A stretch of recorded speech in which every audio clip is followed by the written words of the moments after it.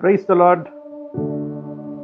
ஆண்டவருடைய ஒரு கட்டளைக்கு கீழ்ப்படிந்தால் 7 ஆசீர்வாதங்களை சுதந்திரித்துக் கொள்ளலாம். என்ன சொல்றீங்க? ஒரு கட்டளைக்கு கீழ்ப்படிந்தா 7 ஆசீர்வாதங்களா? ஆமாங்க, அப்படிதான் ஆண்டவர் செயல்படுறார். அப்போ எப்படி ஒரு கட்டளை கீழ்ப்படிந்தா 7 ஆசீர்வாதங்களை சுதந்திரித்துக் கொள்ள முடியும்? பாருங்க, ஆபிரகாமுக்கு ஒரே ஒரு கட்டளை ஆண்டவர் சொல்றார், விட்டு விலகு, அதாவது விட்டு போ.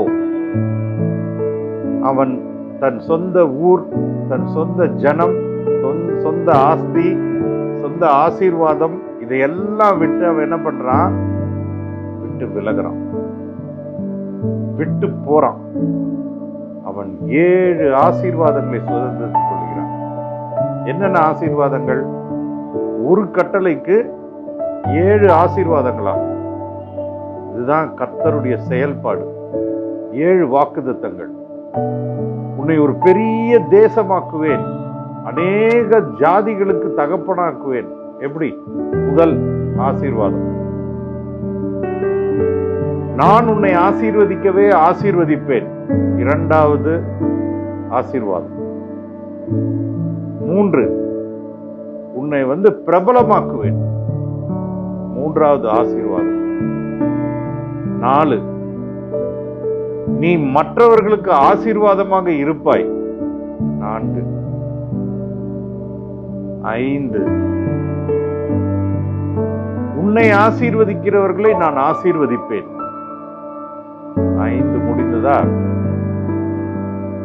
உன்னை சபிப்பவர்களை நான் சபிப்பேன்.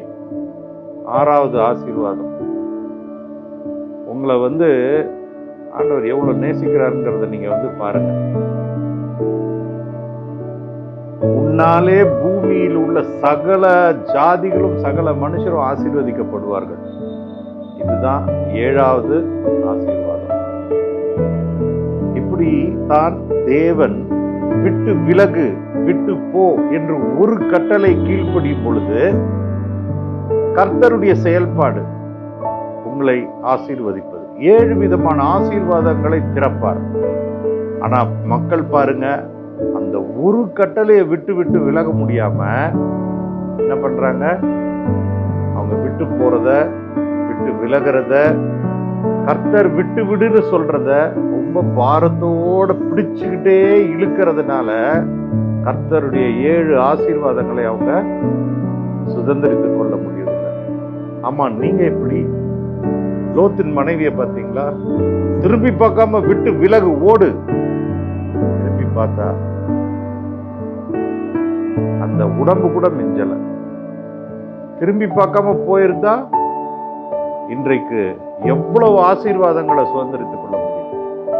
அதனால சிந்திங்க, யோசிங்க. கர்த்தர் விட்டு விடு, விட்டு விலகுன்னு சொல்றத தைரியமா விட்டு விடுங்க. கர்த்தர் 7 விதங்களில் ஆண்டவராக இயேசு கிறிஸ்து உங்களை ஆசீர்வதிப்பார்.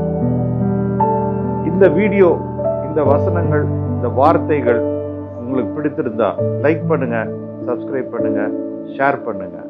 மற்றவர்களுக்கு விட்டு விலகும்படியா கர்த்தர் சொல்லுகின்றதை கடைபிடிக்க முடியா இந்த வார்த்தைகள் அவங்களுக்குள்ள ஒரு வெளிப்படுத்தலை கொண்டு வரட்டும். இயேசுவின் நாமத்தில் ஆசீர்வாதங்கள். Isaac Rathnath, power of God மினிஸ்ட்ரீஸ்ல